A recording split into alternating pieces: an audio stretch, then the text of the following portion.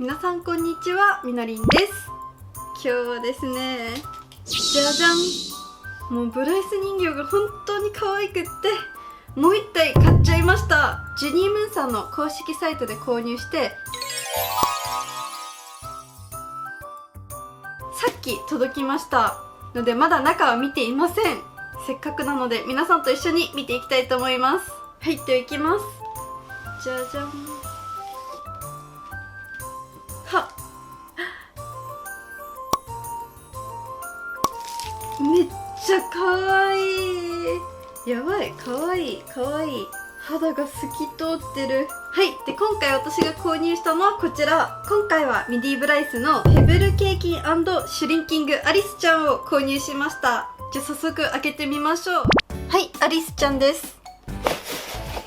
おー、いいですね。初めてのミディブライスですが小さい。やっぱりピオニーちゃんをずっと見てきたんですごい小さい。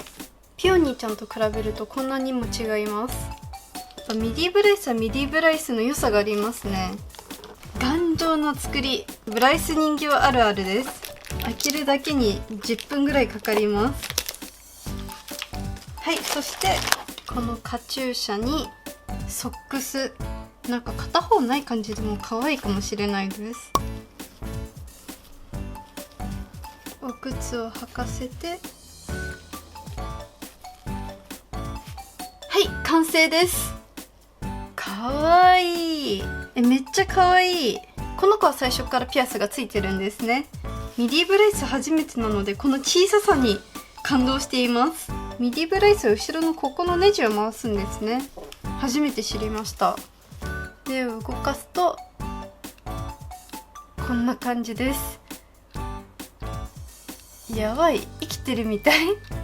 めちゃくちゃ肌の色が明るくてツヤツヤしているのが可愛いし、アリスっていうコンセプトも可愛いですし、まつげの色も髪の毛の色とかもすごい可愛くて、可愛いとしか言えないみのりんさん。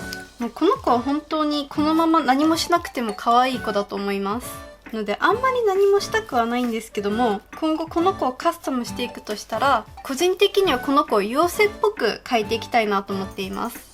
例えばですけども、妖精っぽい服を着させてあげて、妖精さんのように耳をちょっと尖らせるとか、ちょっとアレンジしていきたいなと思っています。